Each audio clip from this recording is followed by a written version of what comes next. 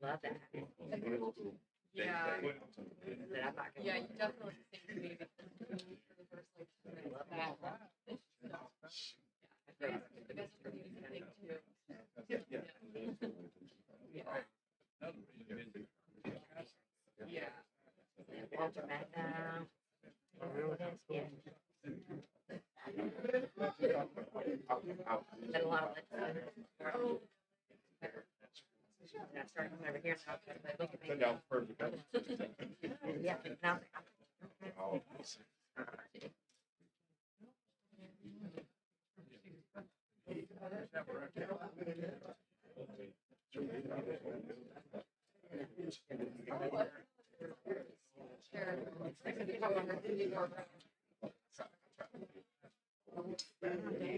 Yeah, it's okay.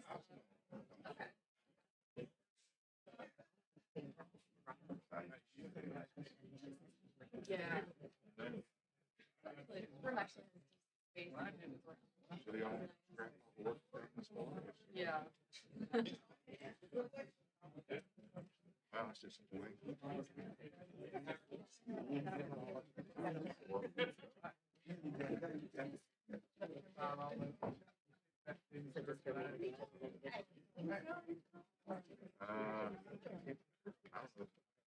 You can get 6 or 7 different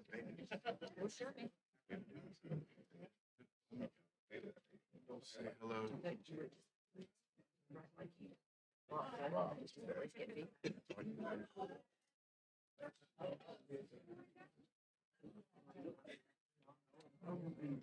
judges.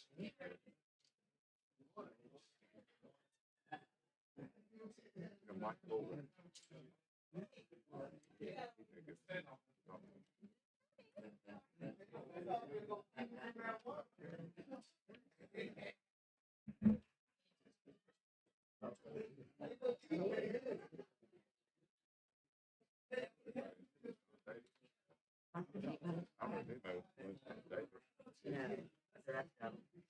really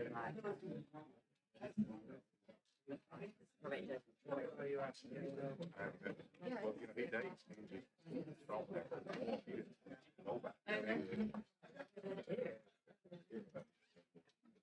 Fine, Judge Fine. How you doing? All right. Welcome to the Judiciary Committee, the second installment. Let's see if this will be a good one. It's about 8:30 or so. Holly, if you will, call the roll. Okay. Senator Albritton, Senator Bell, Senator Cornley, Senator Coleman Madison, Senator Elliott, Senator Figures,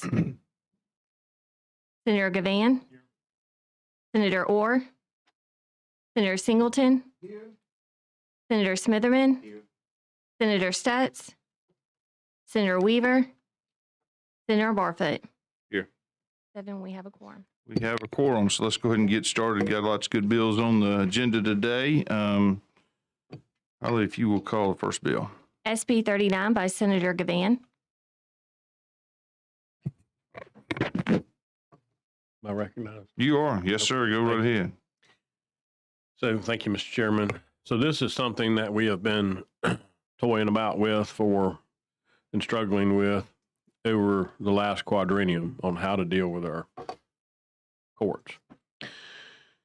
And I know that there are other bills out there that are broader in scope, and that may or may not, those bills may or may not get some legs this year.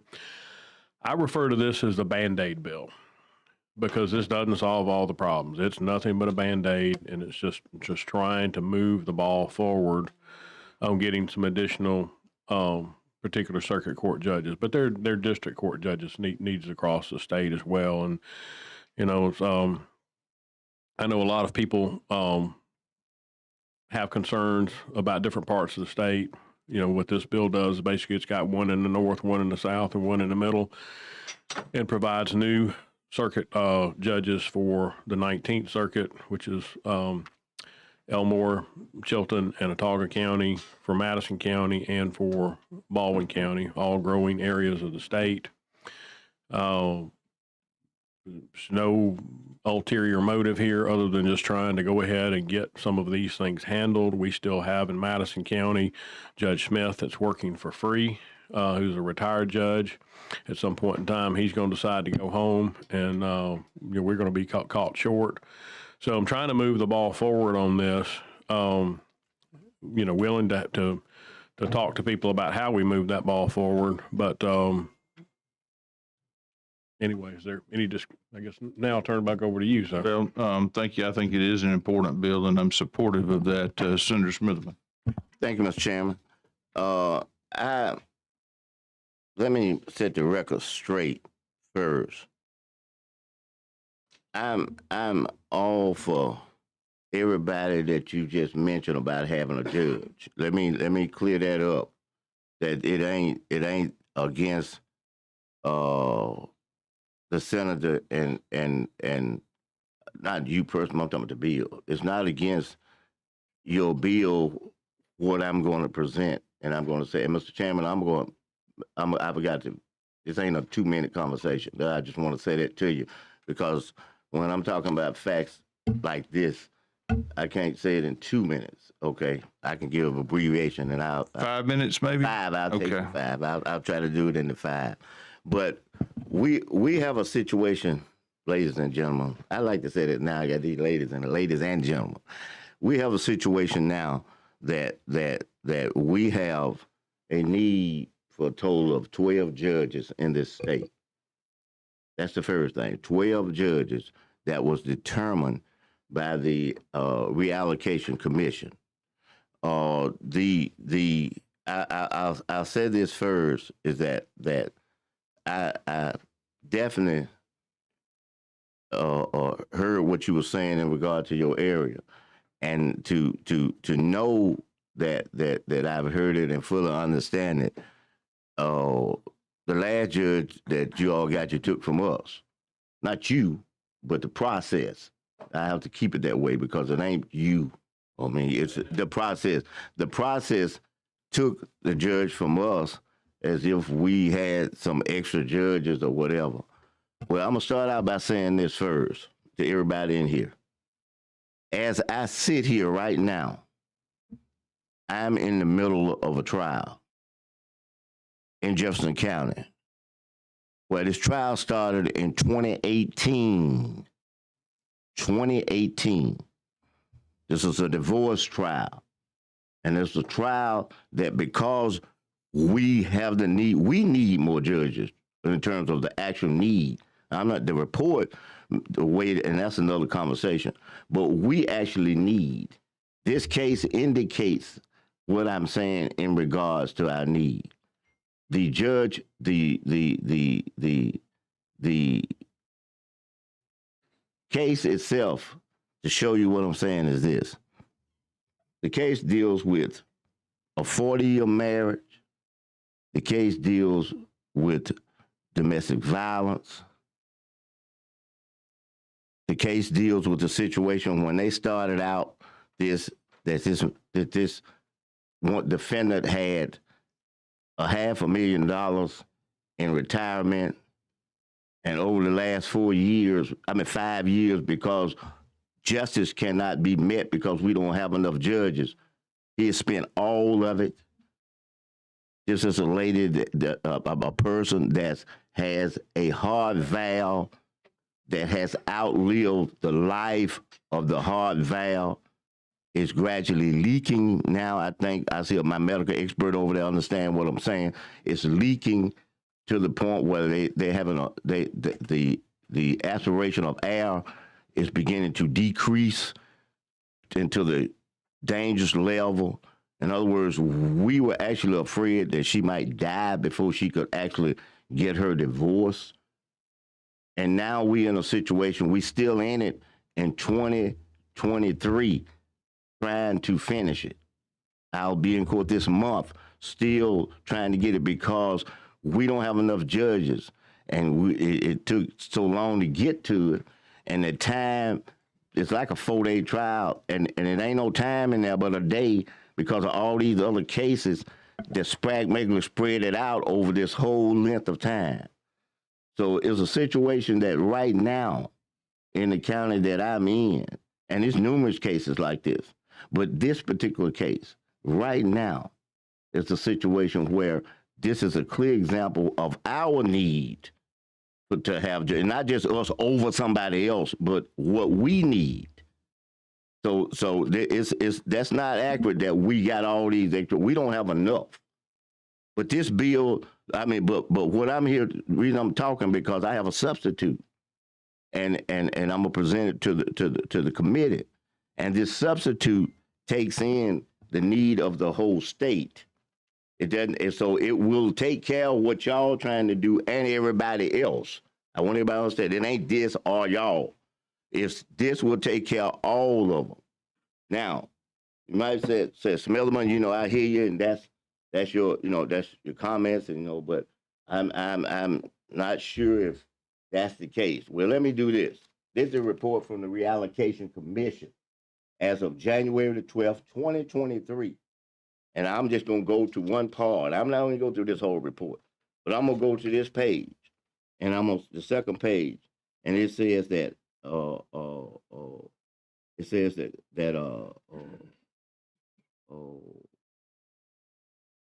said that after considering the FY 2022 judicial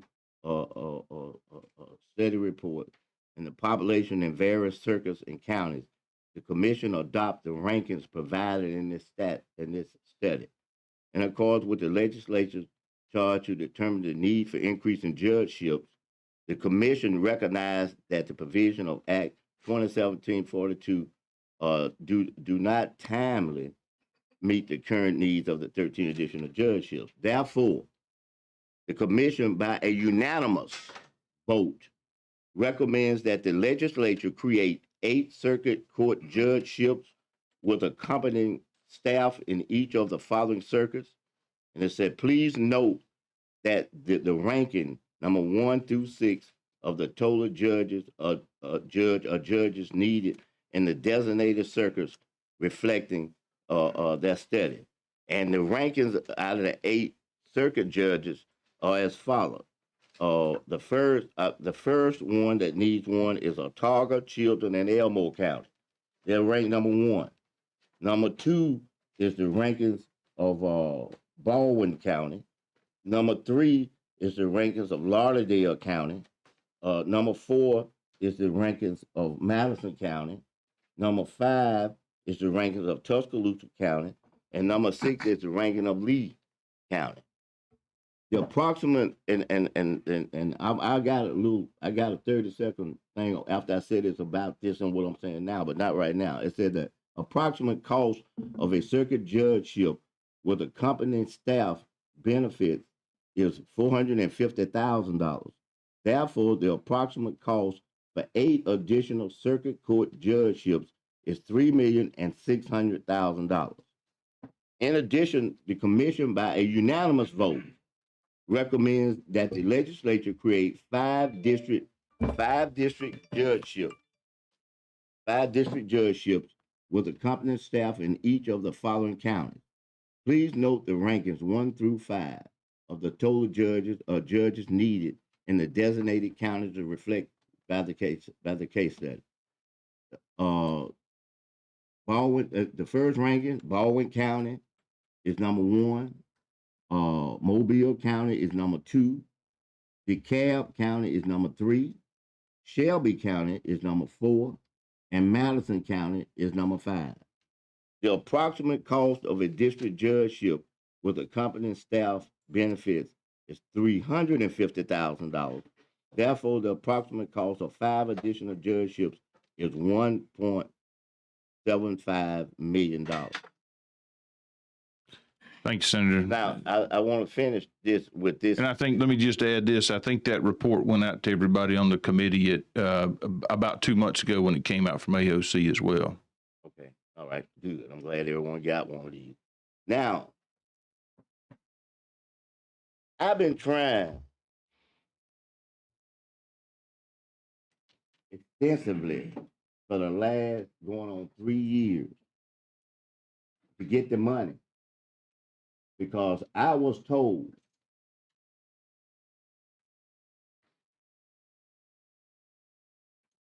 that we don't have the money to get these judges. It's why we got to take your judges.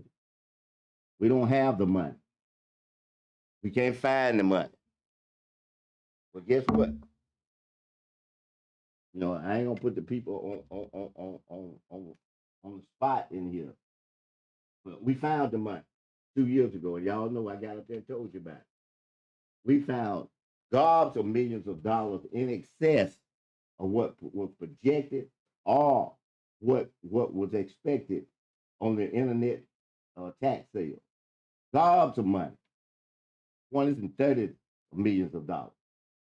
Came back last year, found that the additional money that you all, and I'm just talking, you know, everybody in here, you all decided that we ought to give these small business folks $21 million worth of tax break instead of getting judges.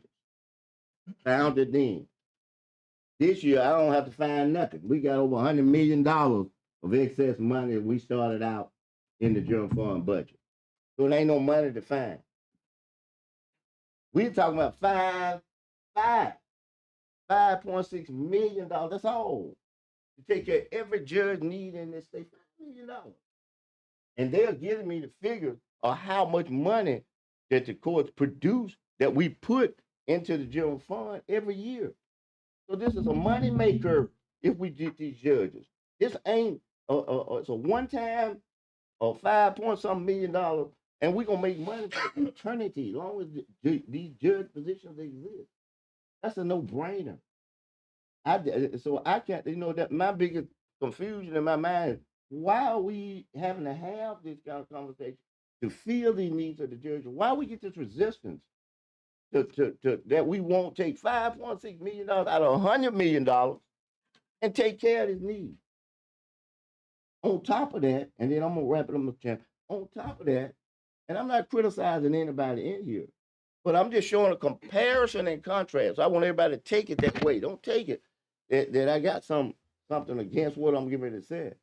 But for the love of life, we can't get $5.6 million and we spend $25 for a water park.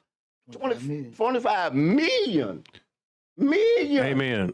Billion. Well, let me. And all I'm talking about, just let me finish. I'm gonna wrap up, but let me finish. I got to address the Gateway project. I understand that. I'm gonna vote for it. So we clear that up in here with everybody. You ain't got to worry about that. I'm not gonna feel about none of that. But I mean, the facts are the facts. I mean, we gonna take $25 million for a park, and we can't take $5.6 million to take care of every judgeship that everybody need in here. That's real. So what is the motive? Why we won't do this?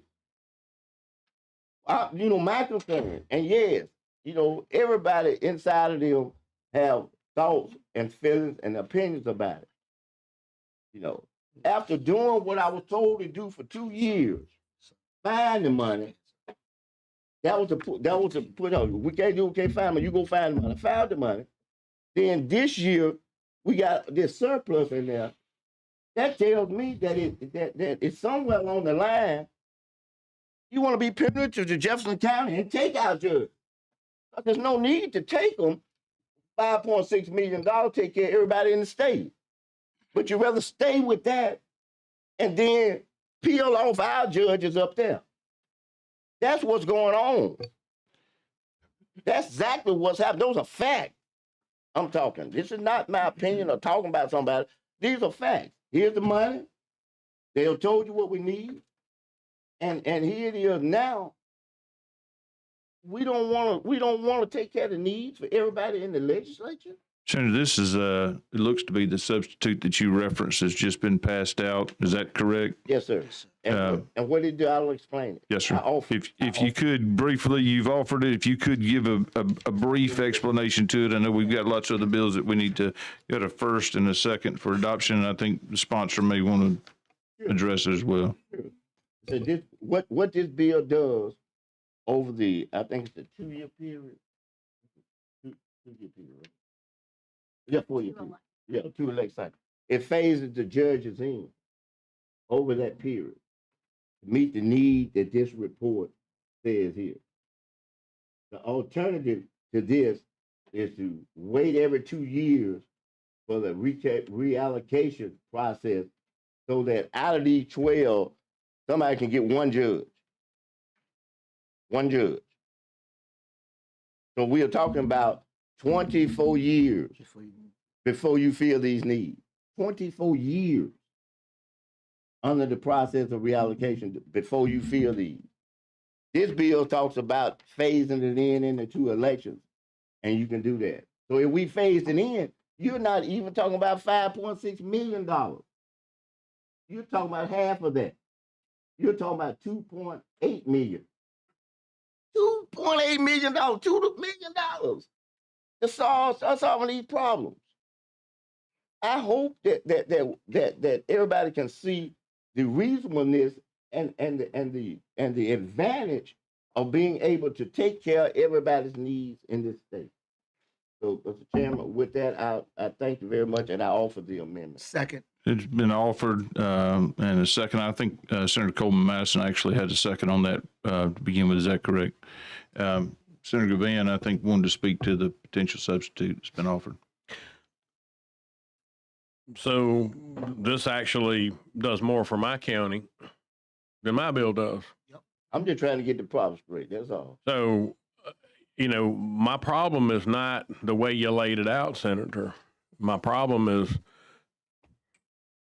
the 800-pound gorilla at the end of the table on this side is whether I'm going to get it funded or not.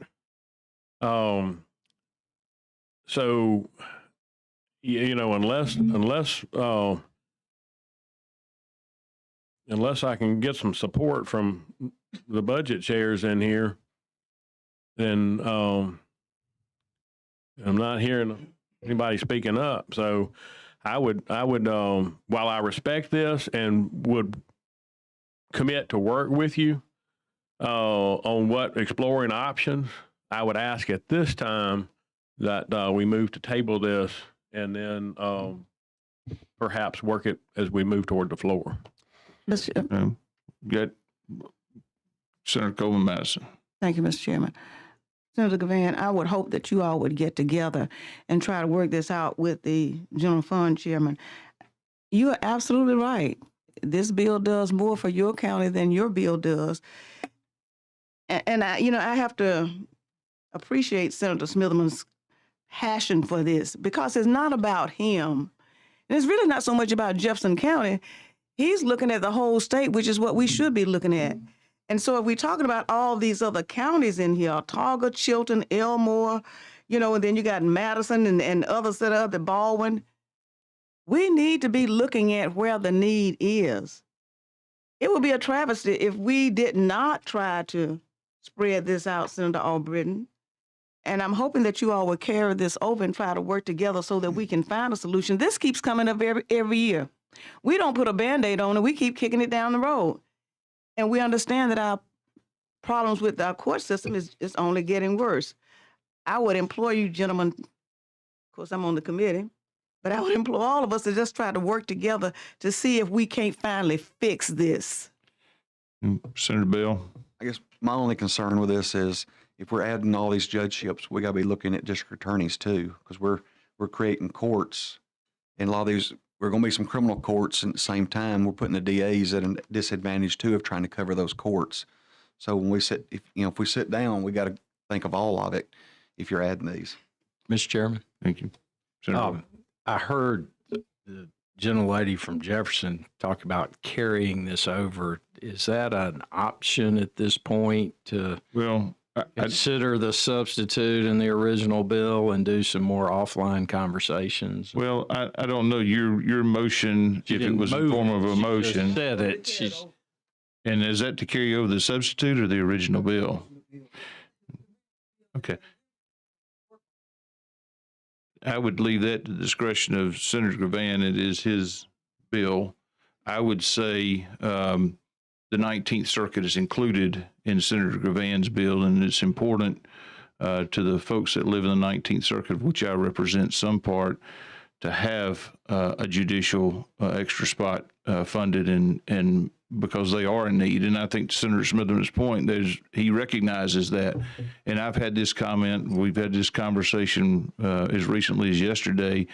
If you have a need,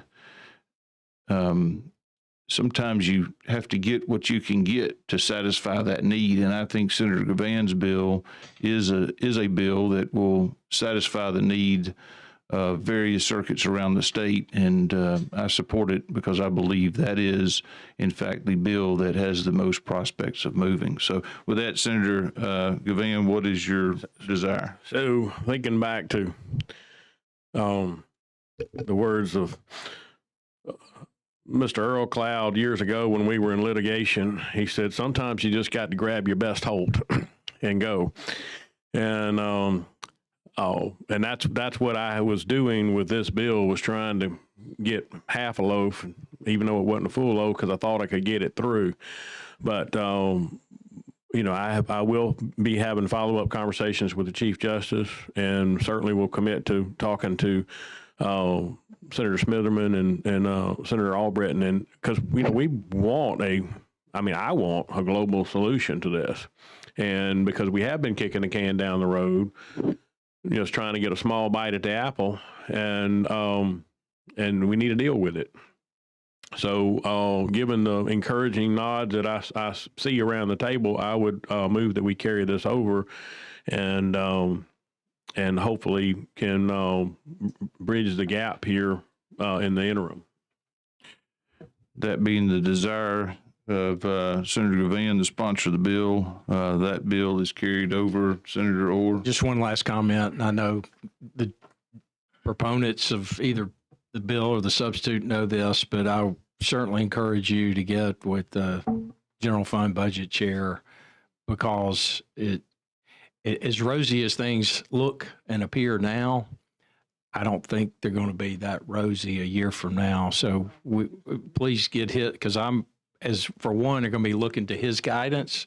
I certainly want to see Madison County get another judgeship, but I want to make sure that we're not being reckless with the dollars in doing that. So, Senator Smitherman, if you could briefly, since the bill's been carried over, yes, sir. I was just going to say that what we're talking about is a one-time amount of money. Whether I appreciate the senator, what he's saying, but I appreciate him. So this is not contrary to what he said. I want to say that him to take it like that. But what I was getting at is that this is a one-time expenditure that will generate for a lifetime, and we are in a prosperous year this year that we can do the one time. He's right. We'll go forward, may not, but we are in a position now that we have that, and we can do that. And $2.6 million over. Let's go half of it. $2.6 million. Understand. Let me say this, and I'm gonna stop. I want to say this. Thank you. And that camera down there helped me out a minute. And I'm gonna say this, and you'll see what I'm saying in contrast to $2.6 million. That senator down there helped me set up a anti-bullying program. He did, and we were able to get $1 million in there. Oh, I'm talking about. So I'm just showing you that program is working for people that and good. We ain't talking about $1.6 million, y'all. On $1 billion, on $8 or $9 billion revenue and budget. We talking about 1 more than that. 2.6 million, y'all. That shouldn't be a struggle. That ain't a struggle. So I just wanted to say that part right there. Okay. Thank you, Senator. I just would tell this committee that it is my desire to have a judge's funding bill or a creation of judgeship bill that comes out of this committee this year. And so, all right. Thank you. Let's move along now to second bill on the agenda. Senate Bill 11 by Senator Barfoot. All right. We'll try to blow through this as quick as I can, make sure we answer all the questions that may be out there. We've got Judge Kimberly here that can help answer some questions. This is a bill that increases the trust value up to from $50,000 up to $100,000 as the threshold, and it would tie that trust amount to the consumer price index every year thereafter. It becomes somewhat untenable at various times when you're a trustee to have to manage a trust of $50,000 or less. And so with that, I'd entertain Move favorable, questions. Mr. Chairman. Moving favorable in a second. Any other further discussion on that bill? If none, Holly, will you call the roll? Senator Albritton? Senator Bell? Senator Cornley? Senator Coleman Madison? Senator Elliott? Senator Figures? Senator Gavan? Senator Orr? Aye. Senator Singleton? Aye. Senator Smitherman? Aye. Senator Stutz? Senator Weaver? Senator Barfoot? Aye. 10. All right. Bill is given a favorable report. We'll move along to the third bill on the agenda. Senate Bill 58 by Senator Smitherman. Senator Smithman. I mean, quick. I move Gotta keep- favorable, gotta keep up. Mr. Chairman. It's all quick's all irrelevant in here. Let me say this. This can be quick in the explanation. It may not be in your question. Let me cut this. You know, If I had a judge, hey, if I had a robe on, I'd say, give me that phone. and you know what? Watch I'm this, just y'all. kidding with you. I'm just kidding. I'm gonna let you talk to the judge. No. No. Judge, I want to talk to about. Hey, tell the judge why I can't be there today. But that was a Touche. judge for real. I'm gonna Touche. tell you, that was a judge for real. But and they know why I'm not there, but I know why they call it. But if you notice on TV, and I you all may have picked it up on your TV, this dealing with these. I put it away. I saw something not exactly like that, but I saw something similar last night while I was in my car. Man, somebody came down through that street. The car was right here. A car was right here, and I was right here, was just like this. And they shot down there and shot in between there, like they hit the front and peeled a little bit and kept going. This dealing with this exhibition driving. And if you don't know what this is what he's come down the street, do donuts in the middle of downtown. We've had 4 people to get, is it 4 of them, to get killed because the folks are out there with those cars, and those cars get out of control. And I actually saw this myself in Midtown. If you ever down right in the Midtown, that new area down there, I'm sitting on a balcony and I'm looking down there and I'm seeing them doing donuts and spinning. And this is where people, well, in the area, not right there, but in the area where about 20,000 people live. It's where you got Milo's people going. You got Chipotle. What is Chipotle's. You got all these folks out there walking around on the streets and living in these places, and these people coming down there. So the laws does not permit officers to be able to regularly enforce this. There's some little misdemeanor way it is now, where you get some regular driving or something. Second. Well, I believe you've got some amendments if you want to go ahead and offer those amendments. What number is this? 58. Okay. Yes, I do. Let me pass it. Put my name on it. These are some amendments on 58. Let me see. Okay. Put the third line on that. Replace the line 115.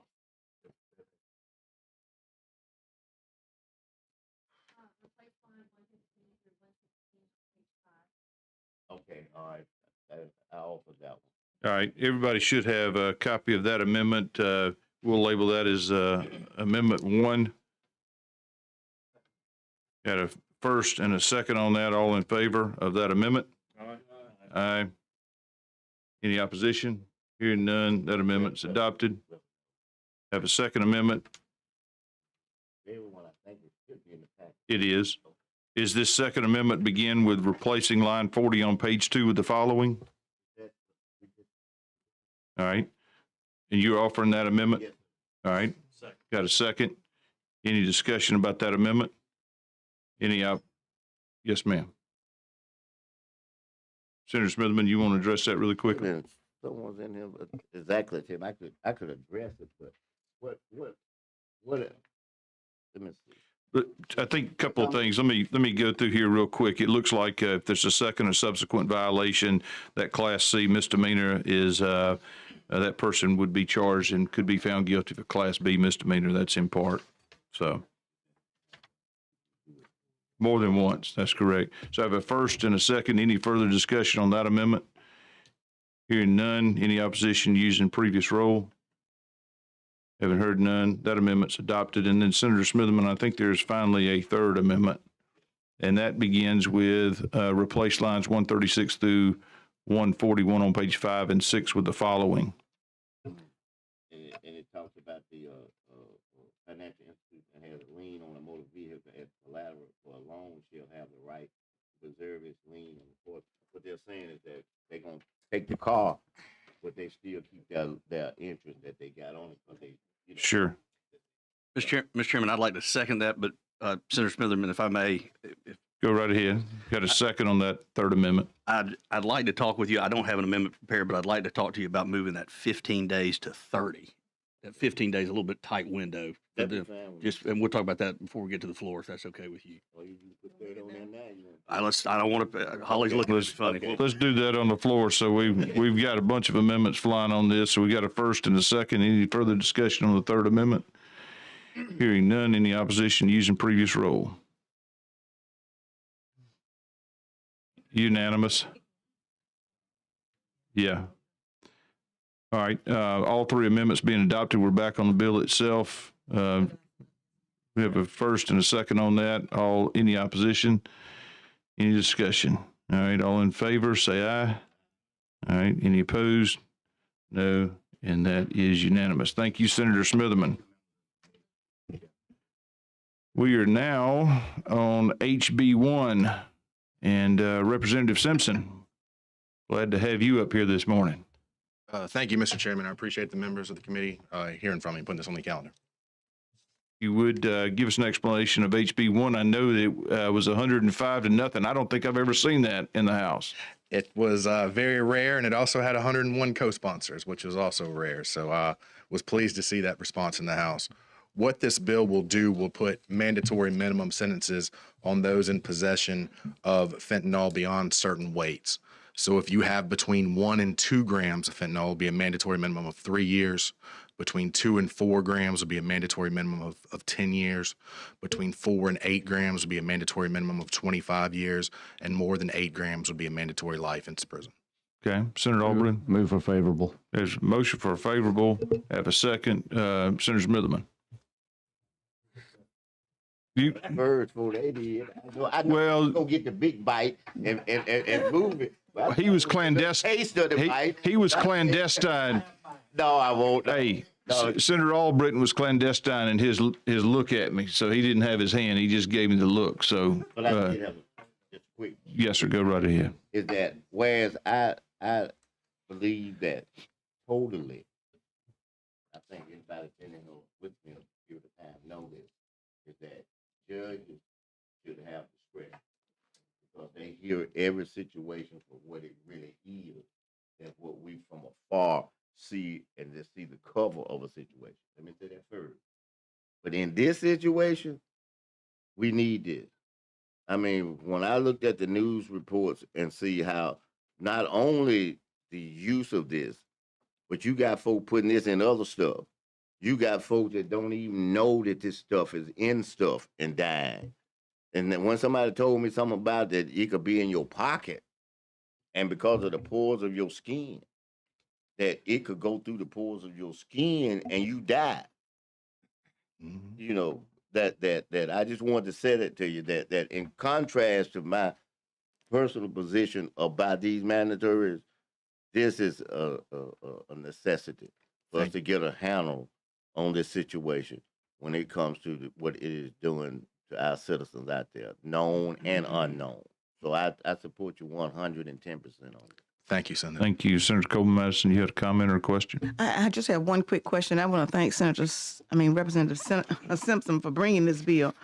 And hopefully it will raise awareness of the public. I don't know, people hear about it, but they're not taking this seriously. The question that I would have is that what reason would a person have for carrying fentanyl anyway? there's a lot of people. I mean, I'm just wondering what other use is there? Does it have any? There is a medical purpose? use for it that it was used medically. It was kind of a sedative that would kind of knock people out as a pain medicine to kind of come through. Unfortunately, what's become is it's taken the precursors that have been used, and now to be honest with you, there's an economic reason to do it. You can take a kilo of heroin, buy it for $5,000 or $6,000. By the time you cut it up, you make between $60,000 and $80,000 off that kilo of heroin. Because you lace it But with fentanyl, you can take that same kilo, buy it for $5,000 or $6,000. You can sell it for $1.2 to $1.6 million. Yeah, but you only get one high. No, but they cut it up so thin. They cut it up so small that they can put it through there. So 2 milligrams is a lethal dose. So what they're doing is they're taking it through and they're putting it into some pills. People may think they're taking oxycodone, they're making anything like that, some pills that they normally take. So that's why this bill is crafted to only go after pure fentanyl. So you have the dealers, the people that are bringing it into the community, not the users, not the addicts. If you have a gram of pure fentanyl, you have a gram of pure fentanyl. This is a gram, like the salt, the sweet and low packet. If you have this, if this was pure fentanyl, would be enough to kill 1 gram would be enough to kill 500 people. Just want to tell you, I appreciate you taking the lead on this and addressing an issue that is not only an issue in Alabama, but nationwide. And I'm glad that we have the opportunity to put something in place to stop this horrific practice and what's going on. Maybe it would be number one in something. That's right. All right. With that being said, any further discussion? Had a first. Who was my first? Albritton. Who was my second? I'll give my second to Senator Smitherman. Senator Smitherman would be the second on that. That's what we call bipartisanship. So any opposition to using previous role? Hearing none, the bill is given favorable report. Thank you so much, Representative Simpson. Thank you, members of the committee. Thank you. All right, next bill on the agenda is SB 119, Senator Coleman Madison. Thank you, Mr. Chairman. Members, this is a DYS requested bill board that I serve on. First of all, DYS staff, and on rare occasions, this basically what this bill is about. You have, I would say clients, I won't call out youth inmates, but basically this bill is intended to punish juveniles for their wayward blows to the elbows and things like that of staff. You have fights between the staff and the students attempting to calm them down. So it's basically intended to address those violent offenders. Current law provides the same types of correctional laws that govern our our correctional system is in regular lockups. But this legislation would afford DHR and their staff the same type of protections that are in our juvenile probation centers. So basically, that's all it does. Okay, Senator Smitherman. Senator, I have one concern in this bill, and that is we are making it mandatory that you got the trial. I'm not talking about the charges. I'm not talking about that. I mean, you got a situation that may work out a plea agreement. You got a situation where after the facts are reviewed, that it may only been a class A misdemeanor. Mm-hmm. But this bill does not leave any room or discretion at all to make that determination, and it doesn't leave any discretion at all for any plea situation whatsoever. So I would ask you that whether it's now or whether it's on the floor or whatever, if you would consider taking out that it has to be tried, has to be. Okay. You know, and then you can say, you don't have to say it all. The court's going to determine whether they will be tried or not. I see the chairman, his legal mind is moving, so I would yield to what you're thinking. Well, I would just say there's already provisions in the law for a mandatory transfer of a juvenile for serious offenses, right? I mean, we already list those: a felony, which has an element of a deadly weapon, felony that has the use of a dangerous instrument, against a law enforcement or correctional officer, probation or parole officer, or even under existing law, a juvenile court probation officer is already in that language. And I think my understanding, Senator Coleman Madison, is just simply to add what I think is a natural flow from that, instead of just a juvenile court probation officer or official, an employee at the detention facility who, quite honestly, probably comes in contact with more dangerous situations than some of the other folks that may be listed as an automatic transfer already. So I'm supportive of that. I understand your concerns, though, as well, Senator Smitherman. And let me say that no, I support what you do. If you've ever been, I was clerk in district criminal before I was a lawyer. And I used to go to where we are, you get in the elevator, go downstairs through the tunnel, you go get the privilege. So I understand what you saying, and I understand that this is a deterrent that will help them, because I used to tell them, I said, if you just, hey, remember, I'm in a tunnel down there with no gun and 6 inmates, and we try to get to court. And I just look at them, I said, look, man, if you rub up against me, I'm going to try to get you charged. So one, you just come close. They stay all the way on the other side of the hallway. We don't want to. And so my point is that I agree with what you're trying to do, but if it's not, Mr. Chairman, I say it that way. If it's not already in there with those words that they have to be tried in what you read from, I would ask the Senator to consider to take that phase and make it mandatory if this is a new provision. Sure. Yeah, I'm not trying to change anything she's doing if she's adding on to that. Can I suggest that we try to, in essence of time, that we try to move the bill out today, that you two get together and work. I move favorable on Have a motion for a favorable report on the bill. Have a second by Senator Elliott. Any further discussion? Any opposition using previous roll? No. Okay. No opposition using previous roll. That bill is given a favorable report. Senator Coleman Madison, I think you're up again. SB 120. Thank you, sir. And this is a companion bill to 119. Basically, it defines, and we're talking about DYS and the lockup facility, and it defines what is contraband. You have a lot of things coming in, people saying they don't know right now. There's nothing that speaks to it. And so this defines it. That's basically, that's all it does. It establishes fines for that.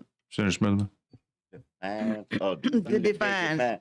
I support what is doing, but I would say this.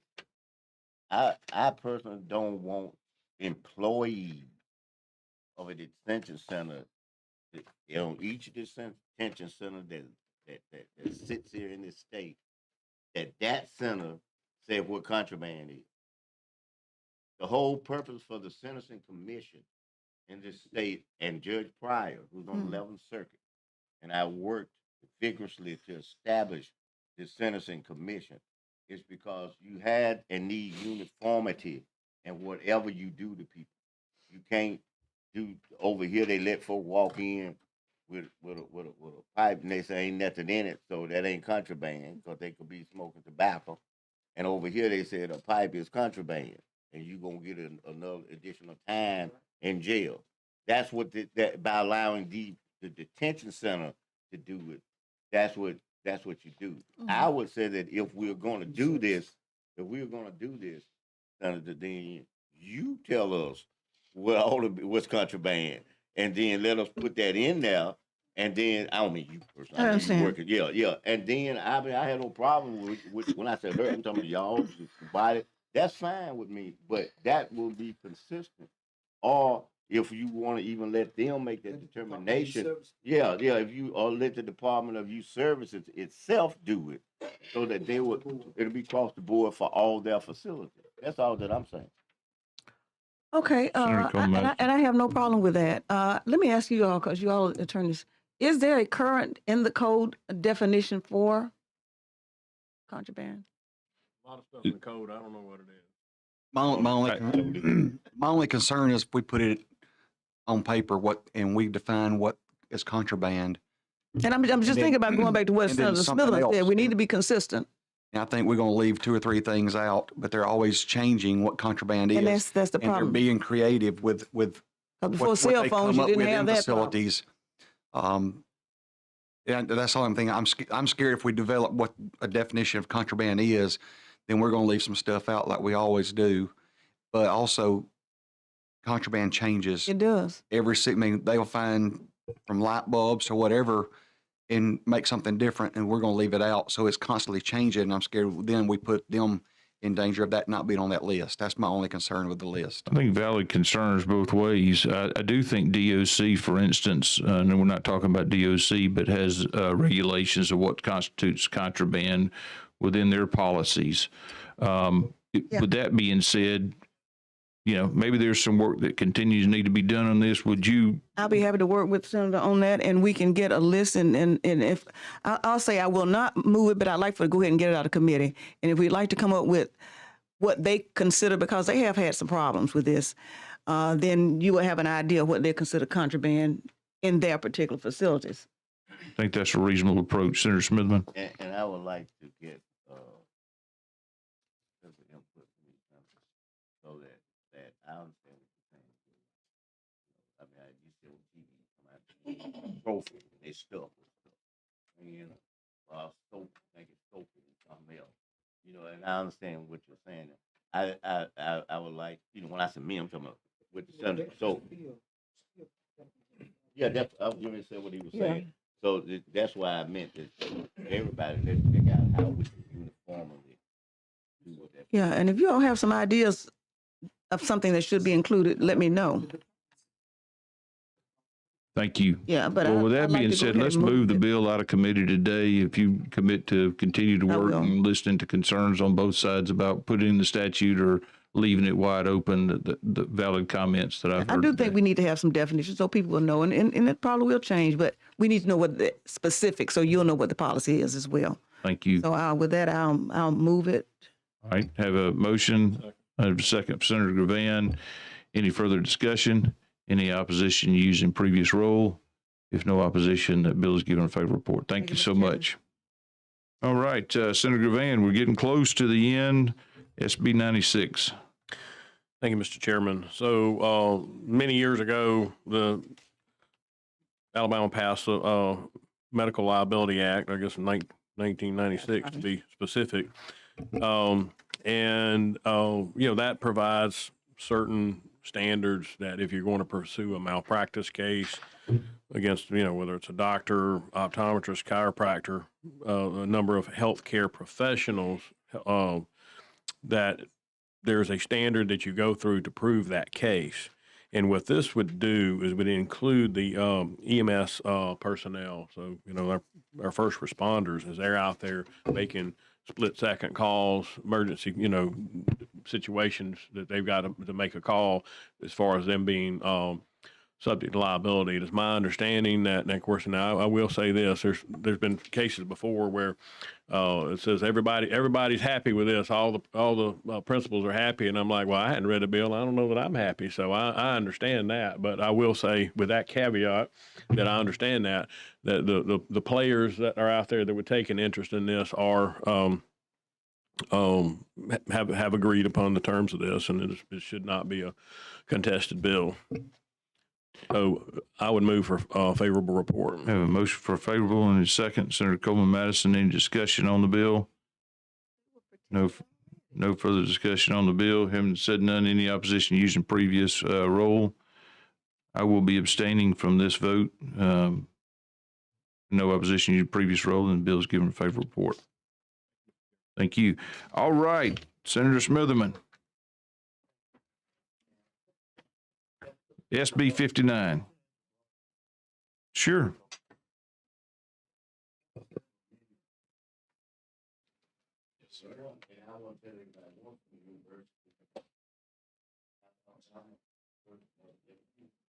Yes, sir. Yes, sir. If you could come up and address any concerns that Senator Smithman has or questions that the committee may have. Yes. Yes, sir. Thank you, Mr. Chairman, members of the committee, Cooper Trent. This is the Personal Privacy Protection Act. And basically what it does in a sense is it prevents a public agency from overreaching and taking information from nonprofits and using that for an unlawful reason. That's really what it does in a sense. It just prevents the government from overreaching and using that information from donor information from a nonprofit for an unlawful reason, and lays out exceptions in the bill. There's two amendments. One would exclude universities and their related healthcare authorities. And the second amendment adds the word actual to damages. And that was just an oversight on an LSA when it was originally drafted. Senator Smithman, those are two amendments. They should already be in the packet that everybody's received. Is it your intent to offer both of those amendments? Let's label them, the First Amendment being replace line 130 with page 5 on the following. That will be the First Amendment. And since you're offering that amendment, I'll second that amendment. Any discussion on amendment number 1? Previous roll. Using previous roll without objection. All right. And I am going to vote in the affirmative on that. With that being said, we're on amendment number 2, which in your packet starts with replace lines 67 and 68 on page 3 with the following. Senator Smitherman, any discussion about that particular amendment? You're offering that amendment. Do I have a second on that by Senator Gavan? Any questions or comments on the second amendment? Previous roll, please. No opposition using previous roll. That amendment is adopted. Senator Smitherman, when you're on the bill as amended with 2 amendments. Sure. Yes, sir. Are you the forestry commission? They have a situation. Yes, sir. And I can tell you what. I see the map of state law. Yes, sir. It said that the compelling, this is forestry. The compelling keeping and disclosing volunteer fire department rosters and membership lists by the Alabama Forest Commission as required by Section 937. Yeah, so there's no objection to that, and no, sir, that amendment would be welcome. They just didn't have it ready, I don't think, in time. But if they've got it ready for today, that's, you know. And let me say this, we are having further discussion about this. I support it, but I'll tell you, and everybody, so you'll see if something comes. My concern is that they keep the list for the people actually do other volunteer fight. Right. Not the list overall, because that I'm goes with you. against what Right. the bill is trying to do. Right. So do you feel confident enough that this limits that scope to their 5 people? Most people don't understand it, but they have to have that because they get additional, I think, compensation or if as a result of being one of their members when they present their goals or something like that, to get additional funding. I'm not real certain on that side, Senator. But again, kind of looking at the language, and it's outlined in the code section as provided by law, there would be no objection to offering if it's prepared. Senator Smitherman, you're going to offer that third amendment. Now, I don't think that's in your packet, but just you read it brief. You read the entirety of that amendment, correct? Well, this is the entire book, the line on top. I did it, says on page 5, line 119, after the word organization, and certain following language as the blue section. I did read section 8, but I want to be too upset that I had read the whole thing. Now you have.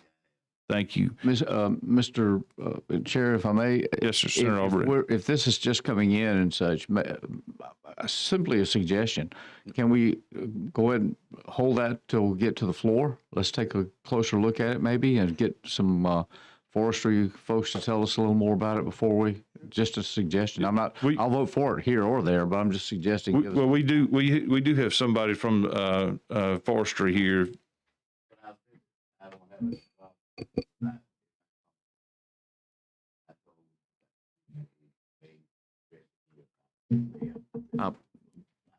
Just a thought. Is it your, I apologize, is it your desire to have that amendment addressed today in committee, or do you want to address that amendment on the floor.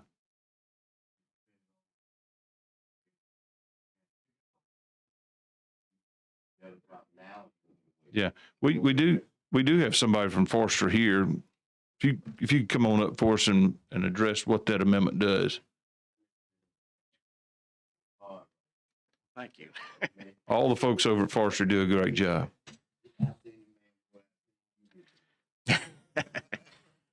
Good morning, everybody. I'm Scott Rouse. I'm the General Counsel for the Forestry Commission. When I saw this, immediately I thought, most people don't realize that the vast majority of volunteer fire departments in this state are organized as nonprofits. They can be organized under a municipality or a local fire authority, fire district, that kind of thing, but most of them are nonprofits. And really two things we have to do as the Forestry Commission. The big one, if we can't do it, I know you're going to get calls from constituents, is we have to maintain rosters of members of volunteer fire departments so we can give those to the county tag offices so they can get their firefighter tags. And so we have to maintain that list. And a lot of those are going to be members of VFDs, and those will be nonprofits. The other is we serve a role of certifying volunteer fire departments. And part of that is we need to make sure they have sufficient manpower. We may be looking at run reports, and those are going to have the names of some of those members in there. So we're looking at the number of members and how many are salaried or not and that kind of thing. So we're going to have that data. And again, those are going to include lists of members of nonprofits. The only thing I'm asking for in this amendment is that we just be able to keep doing what we're doing. And so I've basically put together an amendment that lets us do what we need to do under those two statutes. All right. Thank you, Mr. Rouse. I think that's a great explanation. I'm supportive of the amendment. Senator Albritton, are you okay if we proceed on that amendment? That being your desire, Senator Smitherman, we'll label that as amendment number 3 to your bill. Any opposition to using previous rule on that? If not, that amendment's adopted. We're back on the bill, Senator Smitherman. Okay. Thank you. You have a motion for that. I'll second that bill. Any further discussion on the bill itself? Hearing none. Senator Gavan. Thank you. So just as we heard here about unintended consequence of bringing in our Forestry Commission, and they would be liable for civil and criminal penalties for doing what they do. And I'm a little concerned about, I like what the intent of this bill is, but I'm worried we're maybe using a sledgehammer when we maybe need to use just a claw hammer. You know, there are a lot of nonprofit corporations out there now. You know, we've set up a ton. This would cover every nonprofit business. There could be a nonprofit out there that is a bunch of charlatans. They're just milking people, and they're not 501c3, so they got no accountability to the IRS. I think, you know, when we start talking about any list, record, other compilation of data, I get that we don't need to be, you know, if I contribute to a certain charity, it's not the government's business to distribute that information. And so I'm all for that aspect of this about, you know, distributing it. But I'm a little worried that as far as providing the public agencies with certain information, we may be going a little overboard and a little too fast. This is not something that has raised its head in Alabama yet. It may, so I get that we want to address it, but I do think that we're going to need to tamp the brakes on this a little bit, the way it's worded. And so once we get to voting, I'm gonna use the Senator Singleton aye with reservations.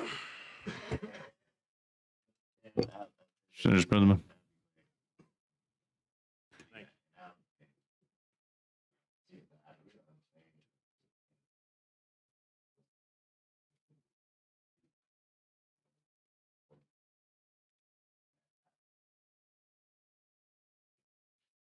Thank you.